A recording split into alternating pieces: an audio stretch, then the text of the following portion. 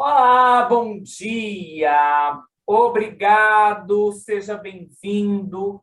A você que sempre acompanha o nosso canal, muito obrigado. A você que ainda não é inscrito, se inscreva, deixa o seu like, ativa o sininho para ver todas as notificações de tudo que é postado durante a semana e ajuda o nosso canal a crescer. Para você que gostaria de ir na Casa dos Tarefeiros, ela está aberta, está funcionando. Os telefones para agendamento aparecem no vídeo, é só ligar lá que as meninas vão te atender, tá bom?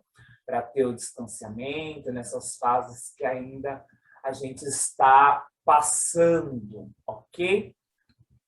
Dados os recados, a Casa dos Tarefeiros está lá na Rua Barão de Penedo, 182, na Água Rasa, não tem filial. Se você quiser, será um prazer te receber lá, tá bom? E assim nós vamos dando início às nossas conversas de sábado, convidando os amigos da luz, ao doutor Antônio, ao Cristo e todas as fraternidades do bem e do amor, que eles possam ir nesse circuito iluminado, protegendo, amparando, tornando essa conversa salutar de conscientização e de equilíbrio. E assim nós vamos dando por aberto a nossa conversa dos sábados de manhã, graças a Deus.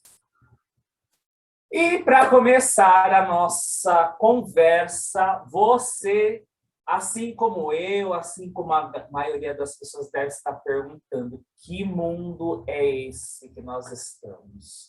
Cada dia é uma novidade, sempre acontece alguma coisa, às vezes não tão boa, às vezes que assusta. Um dia muito sol, um dia muito frio, um dia chove. É guerra, é gente fugindo, é coronavírus. Olha, mas existe muita coisa boa acontecendo também, né? Veja que a ciência deu alguns saltos aí, a própria genética, né? E se a gente pegar alguns estudos, em contrapartida, muita coisa boa e de crescimento também está ocorrendo.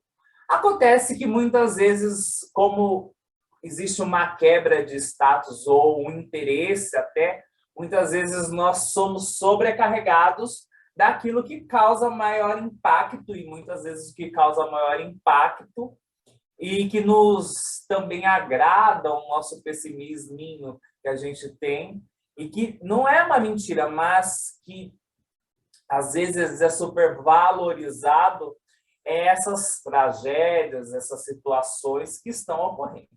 Cabe a nós não se deixar levar pelos caminhos do desequilíbrio ou entrar nessa maré desse inconsciente coletivo, de uma tristeza ou de um desequilíbrio emocional, de tal forma que isso prejudique a tua existência. Se nós pegarmos o nosso planeta, e a gente já disse algumas outras vezes, nós estamos numa fase em que o planeta se encontra ainda em provas e expiações. E o que quer dizer isso? Passamos do mundo primitivo, onde tivemos as nossas primeiras existências, ou seja, aquelas condições básicas da vida, onde erramos, fizemos talvez algum mau uso do nosso livre-arbítrio, de tudo aquilo que a gente nos propôs a evoluir quanto espírito, porém evoluímos e estamos num planeta de provas e expiações, em que os espíritos dizem que é um planeta que ainda o mal predomina, porém existe o bem. Algumas outras vertentes falam que, embora nós estejamos neste provas e expiações, ainda estamos numa fase já de transformação, ou seja, de preparação para o mundo de regeneração. E, consequentemente, existem os grandes transformações e os grandes resgates e expiações que nem sempre são fáceis para nós, seres humanos. O que vale lembrar? que todos nós, em maior ou menor grau, passamos pelos nossos desafios ou expiações, seja aquilo como você quer se chamar. Se para uns pega o problema familiar, para outros pega a saúde, para outros pega a parte financeira, a parte de doença, as próprias crises emocionais, mentais que nós individualmente levamos, porque a forma que eu encaro a minha existência, às vezes não é a forma que o Carlos encara, e embora às vezes a gente veja superficialmente a imagem dos outros e acha aquela história que a grama do vizinho é sempre mais verde que a nossa, o vizinho também tem as provas dele, e para cultivar aquela grama ou aparentar aquela grama verdinha, ele tem os desafios e as próprias expiações dele, e que muitas vezes nós não nos apercebemos o que vai no interior das pessoas. Bom, se você parar para pensar e analisar melhor e ver essa questão das provas e expiações, ela tem muito a dizer aquilo que a lei da ação e reação diz, ou que as leis naturais dizem, ou a própria lei divina, queira o nome que você quiser chamar, ou até aquilo que Jesus disse que todos deveriam pagar o seu quinhão, ou acertar as suas contas, ou seja, o que o doutor Antônio diz dos nossos rastros, aquilo que a gente traz das outras vidas. Ou seja, é aquilo que o Carlos fala de equilibrar a balança, né? Se você, em determinado momento da sua existência, desequilibrou, é chegado o momento, uma hora ou outra, que você vai ter que repor para que torne o equilíbrio seu e de todos os envolvidos da situação, né? Então, para cada um, como as nossas existências são individuais, para cada um pega de uma forma, né? Porém, cabe a nós não entrar nos caminhos da revolta, porque nós tendemos ao quê? Ao chegar na prova, quando está tudo bem, está tudo ótimo, está tudo maravilhoso, né? Deus me ama, eu sou de Deus, eu sou da luz, e eu sou um anjinho abençoado. Porém, quando chega a prova, ou quando o sapato aperta, muitas vezes a gente se revolta, né?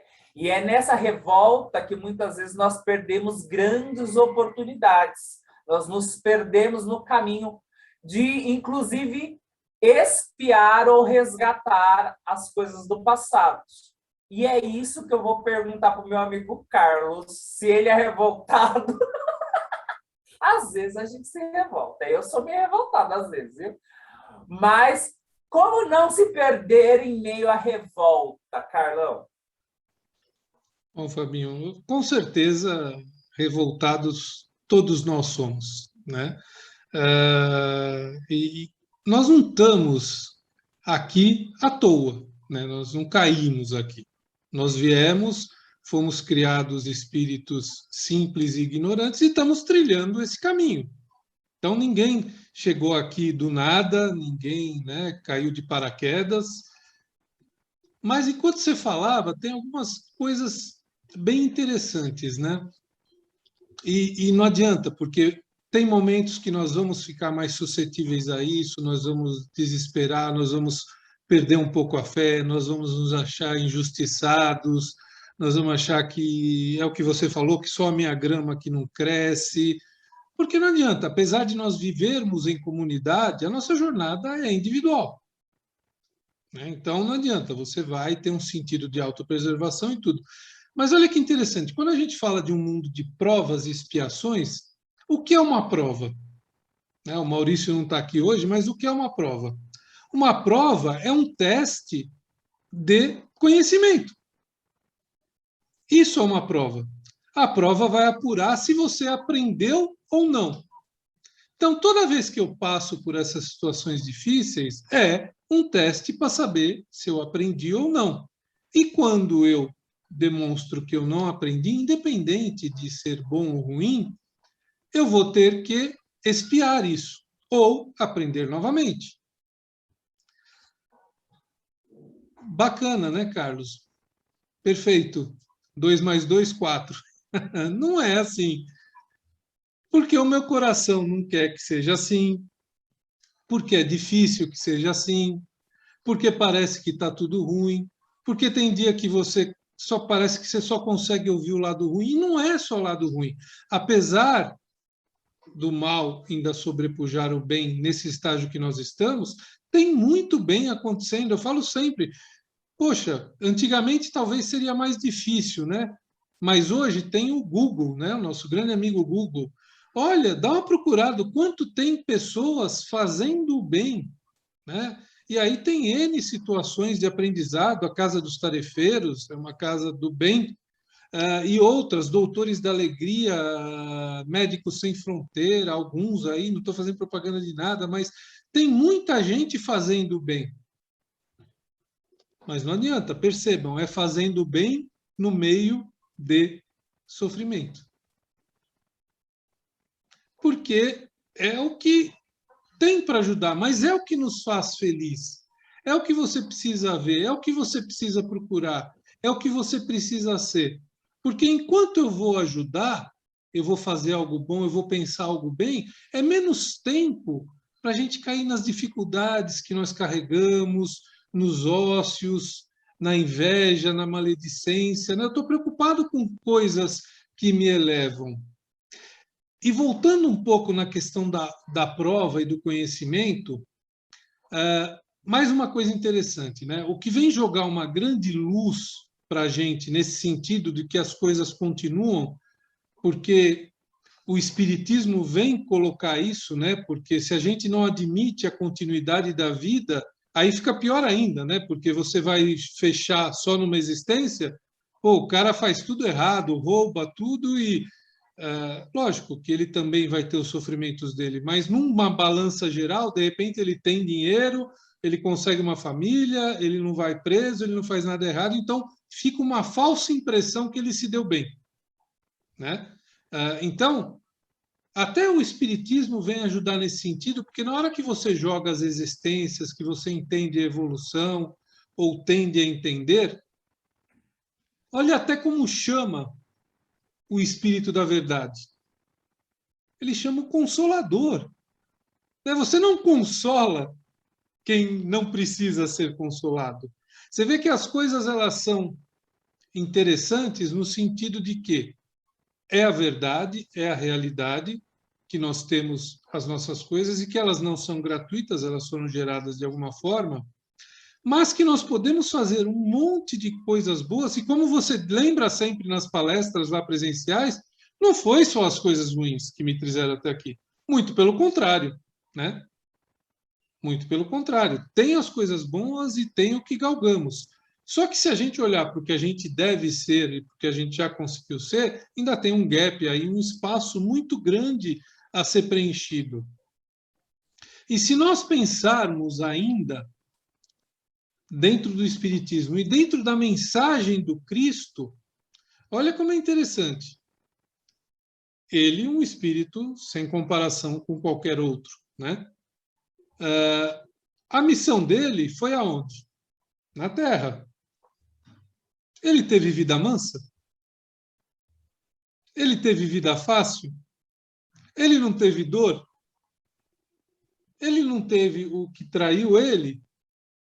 Ele não teve as situações que teve? Ele não teve que estudar com os essênios? Ainda que fosse para recordar o que ele já sabia? Então, se a gente pensar que o maior espírito que esteve sobre essa terra passou as dificuldades de estar nessa terra, isso leva ao caminho que nós precisamos ter e que você já abordou um pouco, que é o de nos resignarmos com as coisas que acontecem. Primeiro, porque demos causa, por mais que tenhamos o véu do esquecimento e não tenhamos o discernimento correto dessa causa, né? Mas demos causa. E segundo, porque ele é a única forma disso não se transformar em desespero, como você disse. Porque a partir do entendimento, e nós temos que tirar uma coisa, eu acho importante falar também, Fabinho, que resignação não é aprender a gostar da dor. Não é se sentir feliz com a dor. Esquece, dor é ruim, dor dói, dor não é bom. Agora, a dor, junto com o entendimento de que ela é um reequilíbrio, de que ela é necessária, de que ela é desse estágio, porque eu gerei esse estágio, aí passa a ser entendimento. Mas, de novo, entendimento, a gente tem que separar. A gente acha... E eu vou pular da dor para o outro lado, o lado lá de cima. Né? Porque nós estamos nessa escalada de conhecimento buscando a quase perfeição, porque a perfeição é de Deus. E a quase perfeição hoje que a gente consegue enxergar para cima seria da angelitude. E aí você pensa, cara, eu vou chegar a ser um anjo, o que eu vou descobrir lá? Que eu preciso trabalhar 100% do tempo para ajudar outros iguais a mim. E você vai falar, poxa, então, né, eu quero ter a minha folguinha, entre aspas. Não, mas o teu entendimento vai te levar a fazer esse trabalho de uma forma leve.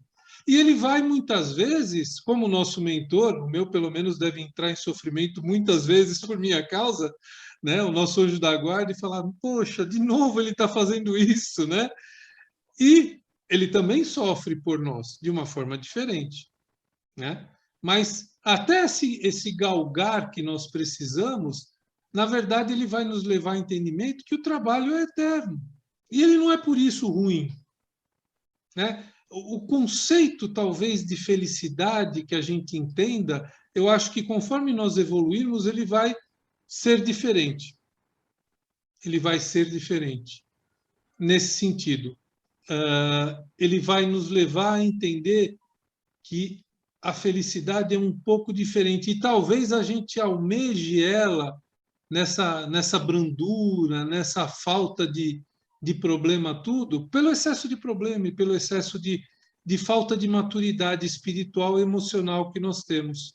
Talvez esse entendimento leve a uma coisa mais estável nesse sentido, mas ainda é uma coisa que vamos descobrir. E só vamos descobrir vivendo, renascendo, revivendo ainda, como nos diz Kardec, né? E construir e crescer. Então, a questão é, nos revoltamos muitas vezes? Sim, mas que isso seja o menor dos tempos, porque se alguém se acha injustiçado, eu brinco sempre, né? A gente mata Deus, porque por mais que exista injustiça na Terra, ela não existe sendo qualquer divindade que você admite que existe em qualquer das religiões. É isso aí, meu amigo. Olha, o Carlos falou uma coisa muito importante e eu vou só completar. Ser uma pessoa resignada, tá? E é bem a lá Fabinho, tá? Não é aceitar o sofrimento, é aprender com a situação, ok? A situação chegou, eu aceitei a situação, estou aprendendo com ela. E não quer dizer que eu vou parar e aceitar o sofrimento e viver esse sofrimento, fazendo da minha existência aquela novela da mexicana, tá? A La Maria do Bar, que eu tenho que sofrer uma existência inteira para alcançar o reino celeste. Não vai, tá? Você vai chegar lá e vai ter que trabalhar e vai falar assim, olha, você não entendeu nada porque você não mudou. A mesma coisa é, gente, o sofrimento, ele tá aí. Porém, o Carlos falou de Jesus. Vocês tem alguma passagem que fala de Jesus reclamando ou valorizando o sofrimento? Não, né? Muito pelo contrário. O cara ia, agia, fazia o melhor dele, passou por tudo que ele passou, não ficou blasfemando, reclamando, não sei o quê, ou valorizando, olha o povo de lá, não sei o quê. E eu não estou falando que é fazer de conta, e eu não estou falando que não é para ter empatia do que acontece no mundo, do que acontece nos outros, mas não é valorizar só o sofrimento, porque tem gente que só valoriza a tragédia. é o cara que caiu do avião, é o povo que foi lotado, mas não fez uma prece, não vibrou nada, não moveu nada energeticamente ou mentalmente, ou fez o possível para auxiliar a situação. Só propagou a desgraça. Só propagou a desgraça, o sofrimento. E dá um valor tão grande à tragédia que não procura a se tornar uma pessoa melhor. E o grande segredo de fazer o mundo de prova e expiação virar um mundo de regeneração é você começar a se regenerar. É você começar a pensar que quando chegar lá no mundo de prova, no mundo de regeneração, e a gente já falei isso, será que você vai estar encaixado? Ou será que você ainda vai estar querendo sofrer ou valorizar o sofrimento? Presta atenção. Essa semana foi lembrado umas mensagens do Dr. Antônio, e de novo ele falava: se você quer amor, ame. Se você quer paz, né? Ofereça a paz, dê amor. E muitas vezes espiar é isso. É fazer porque você aprendeu que o bem sobrepõe o mal e o bem compensa, né? Do que você valorizar os milindres, os meandros, ou reclamar daquilo que você não tem. Espiar, muitas vezes, é aprender com o que passou e não repetir. Ou, muitas vezes, não é acrescentar rastros, angústias a esse passado. Então, se liberta. Entra na sua regeneração do seu mundo espiritual, do seu mundo emocional, do seu mundo mental, para que o seu entorno também modifique, para que numa grande comunhão a gente consiga reverter esse inconsciente coletivo e ele também seja um inconsciente de regeneração e não só de tragédias e expiações. É isso que eu tinha para falar. Eu me esqueci de falar, o Maurício não pôde estar com a gente hoje, porque ele teve um compromisso, mas semana que vem ele está aí, tá bom? Obrigado, Carlos. Até semana que vem. Tchau, tchau.